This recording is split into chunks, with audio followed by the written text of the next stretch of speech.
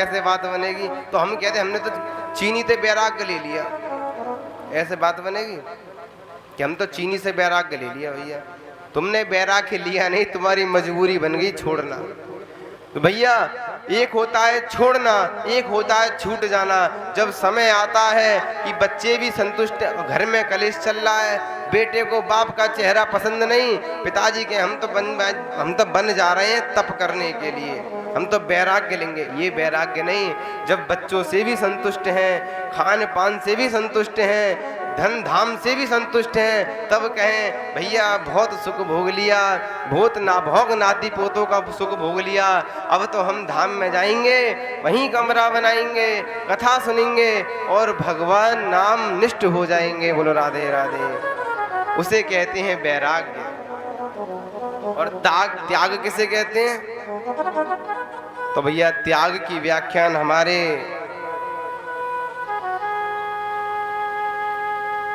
कबीरदास सूरदास जी कहते हैं। किसका त्याग करना चाहिए? बोले भैया ऐसे व्यक्ति का त्याग करो चाहे कितना भी स्नेही क्यों ना होता हो, चौराहे चौराहे पे आपको माला पहनाए, बढ़िया आपके मन की चीज प्रस्तुत करें, आपके मन की चीज प्रस्तुत करें, और तुम कहो हम मंदिर जा रहे हैं, वो तुम्हें कहे ना मंदिर न चल रहे, चल पार्क में घूमने चल रहे हैं।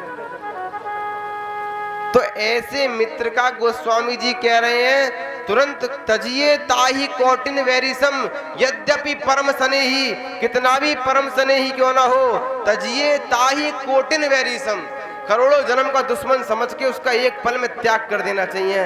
क्योंकि जीवन की शाम आते आते घनश्याम की याद ना आई तो जीवन बेकार। सूरदास जी ने लिखा है तजोरे मन हरि विमुखन को संग, तजोरे मन हरि विमुखन को संग,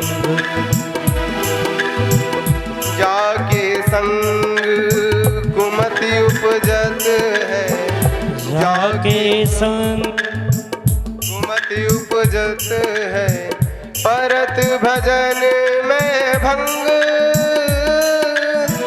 परत भजन में भंग। जय अजोरे मन हरि कुमतनि को संग, तजोरे मन कुमतनि को संग।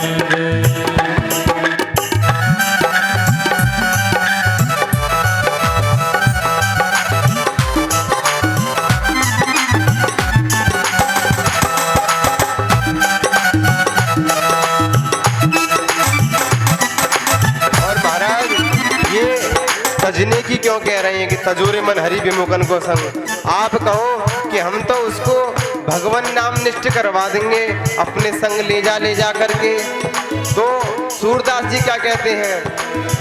कहा होत पये पान कराए, कहा होत पये पान कराए। भैया दूध पिलाने से क्या फायदा जब विष नहीं तजत भुजंग, विष नहीं तजत भुजंग। कहा होत पय पान कराए, कहा होत पय पान कराए। विष नहीं तजत भुजंग, विष नहीं तजत भुजंग। तजोरे मन हरि विमुखन को संग, तजोरे मन हरि विमुखन को संग, तजोरे मन हरि विमुखन को संग।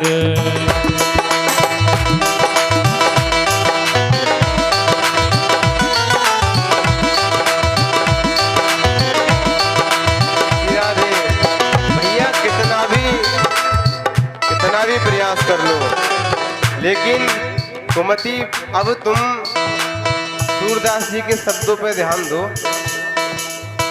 का गई कहा कपूर जुगाए, का गई कहा कपूर जुगाए।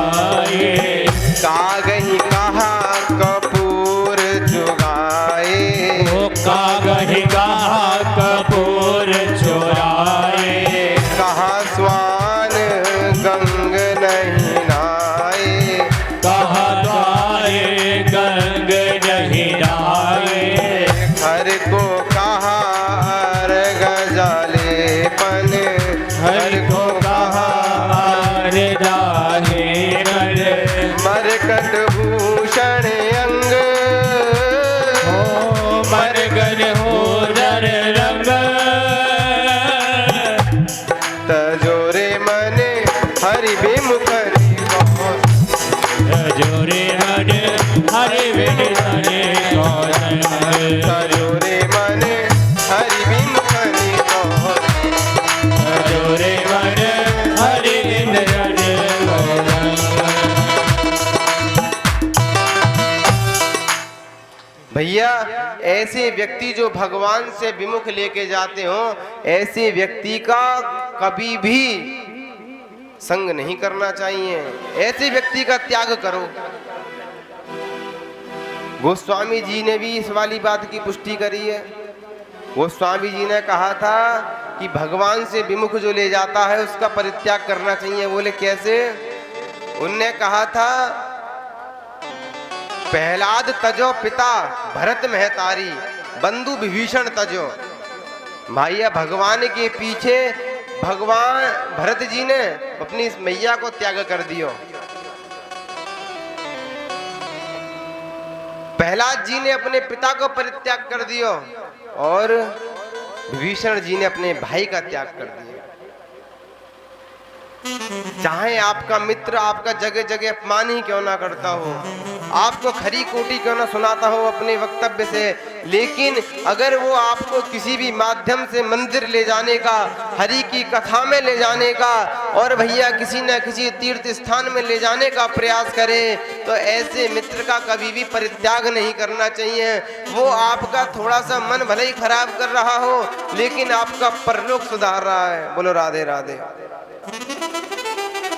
भैया ताशे त्याग। तो आप भी भागवत जी से प्रार्थना करो कि हे कृपा सिंधु, हे राधा रानी, क्योंकि ये राधा रानी का मद है, इसीलिए बीच में राधे राधे चलता है, क्योंकि राधा रानी का मद है। तो आप भी हाथ जोड़ करके श्री राधा रानी से प्रार्थना करेंगे क्या कि हे राधा रानी, आप इन पांचों मद में से हमें कोई भी मद प्रदान कर दो। ना तो हमें काम का मद चढ़े, ना क्रोध का मद चढ़े, ना मोह का मद चढ़े, ना मद मात्सर्यता का मद चढ़े। अगर 7 दिन पर्यंत चढ़े तो राधा जी की कृपा से कृष्ण प्रेम के बल का मद चढ़े, कृष्ण प्रेम के रूप का मद चढ़े, कृष्ण की पूजा का मद चढ़े, ना काम का मद चढ़े, ना क्रोध का। राधा रानी से यही प्रार्थना करेंगे। बोलो राधे राधे। आइए अब श्रीमद् भागवत जी की कथा में प्रवेश करते हैं। सबसे पहले महात्म का वर्णन आया। महात्म किसे कहते हैं? बोले महत्व को। महत्व, क्योंकि इस ग्रंथ का क्या महत्व है, इससे क्या लाभ है, क्या हानि है, इससे क्या हमारा क्या तात्पर्य है। तो बोले जाने बिनु नहीं होए पर। जब तक हम किसी के बारे में जानते नहीं हैं, उसके प्रति हमारी श्रद्धा नहीं हो सकती भैया। उसके प्रति हमारी श्रद्धा उत्पन्न नहीं हो सकती जब तक हम उनके बारे में जाने नहीं। तो इसीलिए 6 अध्यायों में महात्म का वर्णन किया है। संक्षिप्त में ही चलेंगे क्योंकि आज कलश यात्रा वगैरह पूरा सब व्यवस्था बनी है, तो समय लग गया, सब अस्वस्थ हैं। देखो हमें तो क्या है, हम तो अकेले बैठ के भी कथा सुना लें। हमें तो राधा रमण बाधा हरण संग चलते हैं, इनके पीछे 2 बैठे हैं, 2000 बैठे हैं, हमें उससे कोई नहीं है। अब 4 जने तो हमारे है ही हैं बंधुआ, 2 हमारे राधा रमण, 2 हमारे परीक्षित जी है गए जोड़ा, ये तो हमारे बंधुआ है ही गए भैया। अब क्या है, अब चाहे कोई आए ना आए, हम और परीक्षित जी तो समय से ही आएंगे और कथा सुनेंगे। बोलो राधे राधे। तो सबसे पहले श्रीमद् भागवत जी के महात्म्य में भगवान के रूप का वर्णन किया। सच्चिदानंद रूपाय विश्वोत्पत्त्यादिहेतवे तापत्रय विनाशाय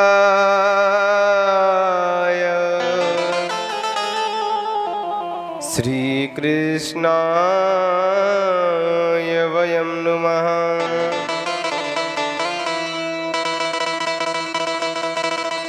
सौनकादिक 88,000 ऋषि नुमः आया बहुवचन में। सौनकादिक 88,000 ऋषियों ने प्रणाम किया। बोले भैया किसको प्रणाम किया? बोले श्री कृष्णाय वयं नुमः। बोले अच्छा ऐसा श्री कृष्ण में क्या है जो 88,000 लोगों ने प्रणाम किया? बोले वो क्या करते हैं, उनका स्वरूप कैसा है? तो स्वरूप का वर्णन किया। बोले उनका स्वरूप कैसा है? बोले सच्चिदानंद रूपाय। बोले सतघन चितघन आनंद घन। सच्चिदानंद स्वरूप है भगवान कृष्ण। बोले कैसे? सत्य क्या है? तो मामा जी कहते थे, भक्त मालीदास जी मामा जी, सत्य क्या है? बोले सत्य कहिए जो बिन से नाही, जड़ चैतन्य सकल घट माही। घट घट में जो करही अनंता, ताकर नाम सच्चिदानंदा। बोले सत्य क्या है? बोले सूर्य में प्रकाश है तो सत्य की वजह से है। सत्ये न धार्यते पृथ्वी, सत्य की वजह से ही ये पृथ्वी टिकी हुई है। सत्ये न तपते रवि, सत्य की वजह से ही सूर्य में प्रकाश है। सत्ये न वात वायुश्चा, सत्य की वजह से ही ये वायु चल रही है। सत्यम सर्व प्रतिष्ठिता, और सत्य की वजह से ही सब प्रतिष्ठित है। तो भैया क्यों भगवान को हम सत्य पे इतना जोर क्यों मार रहे हैं? कल भी भागवत जी का प्रारंभ होगा तो सत्यम परम धीमहि, बीच में भी सत्यम प्रथम सत्य परम त्रिसत्यम, भगवान की सत्य सत्य बोल करके तो सत्य स्वरूप कौन है? बोले सत्य स्वरूप है भगवान श्री कृष्ण। बोले अच्छा चलो ठीक है। अब चित्त, बोले चित्त क्या? चित्त, चित्त किसे कहते हैं? चैतन्य को। चैतन्य बोले मतलब, बोले जैसे अब हमारा नाम है ऋषभ, पंडित जी हमारे नरेंद्र शास्त्री जी, राजू शास्त्री, हम अमुक अमुक नामों से कब तक जाने जाते हैं? जब तक चैतन्य रूपी परमात्मा हम में विद्यमान है। भैया अमुक नाम के परीक्षित जी, उनका घर कहाँ है? बोले भैया वो तो वहाँ के हैं। बोले अच्छा कैसे पहचान भाई? परीक्षित तो नहीं रहे, अमुक नाम। जब तक वो नाम से पहचान, थोड़े समय बाद अगर हमारे शरीर से प्राणांत है जावे, जब चैतन्य स्वरूप हम कहें कि हमने इतना ये करा, हमने वो करा, हम ये और वो करने वाले हैं। भैया करने वाले तो सिर्फ भगवान हैं, हम और आप तो माध्यम है। बोलो राधे राधे। हम और आप तो माध्यम है, करने वाले तो भगवान हैं। तो जब इस शरीर से चैतन्य रूपी परमात्मा निकल जाता है और ये शरीर चैतन्यहीन हो जाता है, तो इस शरीर से कितनी गंध आने लगती है। घट घट में जो करही अनंता, जो घट घट में बैठ कर के आनंद कर रहा है वही तो परमानंद भगवान श्री कृष्ण है। बोलो राधे राधे।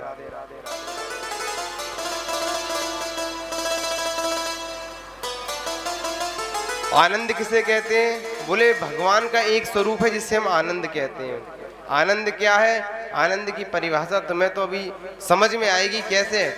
अब ये है आध्यात्मिक आनंद। आनंद दो प्रकार के होते हैं, एक सांसारिक, एक आध्यात्मिक। सांसारिक कैसे? अब हमने भैया शुरू में कोई फोन लियो और वहाँ को बड़ा आनंद आया, सब 4 लोगों ने दिखा में, और एक समय ऐसा आगो कि वहाँ के लिए कवर लेना पड़ रहा तरह तरह को कि यहाँ की कंपनी ना दिख जाए। कोई न कहेगा अरे तुम तो इतना सस्ता फोन चला रहे हो। ये संसार का आनंद है, अपनी ऊंचाई से शुरू होता है और अपनी नीचाई पे खत्म हो जाता है। जैसे अब आपको रसगुल्ला बड़े पसंद हो परीक्षित जी, और तुम एक खाओगे बड़ा आनंद आएगा, 2 खाओगे आनंद आएगा, 3 खाओगे दूसरे से कम आएगा, 4 खाओगे तीसरे से कम आएगा, 5 खाओगे चौथे से कम आएगा। न कह रहे हैं एक तो खानो ना खान दो, ऊपर से रसगुल्ला की बात और चल रही है। बोलो राधे राधे। तो भैया 6 खाएंगे तो 5 में से कम आएगा। एक स्थिति ऐसी आएगी तुम कहेंगे व्यास जी एक और दिया तो उल्टी हो जाएगी, हटाओ सामने से। हमारी ये तो पसंदीदा चीज है, इसे खाने में कैसा वो, ये तो हमारी फेवरेट वस्तु है, इसे तो हमें खाने में कोई परेशानी होनी ही नहीं चाहिए। बोले ना अब मत दिखाना, ये संसारिक आनंद है, अपनी ऊंचाई से शुरू होता है और अंत में दुख देता है। आध्यात्मिक आनंद कैसा है? आज कथा का प्रथम दिन है, थोड़ा सा आनंद आया, दूसरा दिन होगा और आनंद आएगा, तृतीय दिन होगा और आनंद आएगा, चतुर्थ दिन तो भैया मेरी गारंटी है कि तुम ना नाचो, क्योंकि चतुर्थ दिन तो भैया जो जगत को नचाने वाला भगवान श्री कृष्ण अवतरित होगा। 5वें दिन जब गिरिराज जी पूजा होगी तो तुम्हें ये विश्वास हो जाएगा कि भैया वास्तव में गिरिराज जी तो भंडार भरने वाले हैं, हम गिरिराज जी की परिक्रमा करेंगे। 6वें दिन तुम्हें ये लगेगा कि हम अपनी लड़की की ही शादी कर रहे हैं, जब रुक्मणी मंगल की कथा होगी और सुदामा चरित्र जब आएगा तो आपको वास्तव में ये लगेगा, आप उस विरह अग्नि में रोने लगोगे। उसका यह तो दो तरह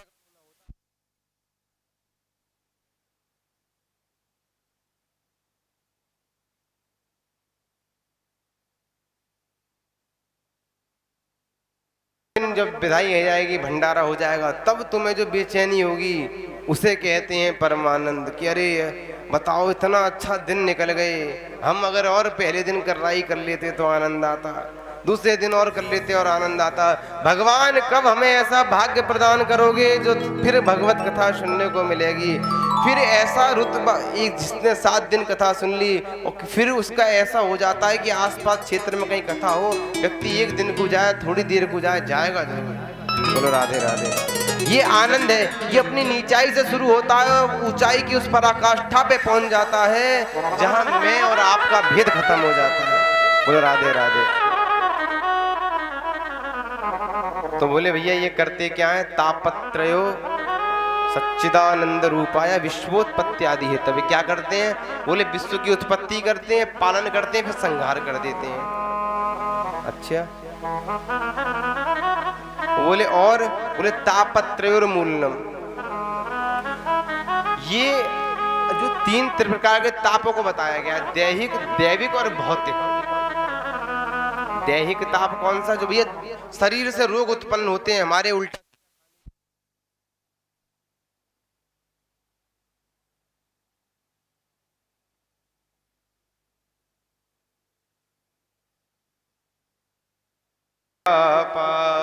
राम राज्य का हो नहीं व्यापा, दैहिक दैविक भौतिक तापा, हो दैहिक दैविक भौतिक तापा। राम राज्य का हो नहीं व्यापा, दैहिक दैविक भौतिक तापा, दैहिक दैविक भौतिक तापा। राम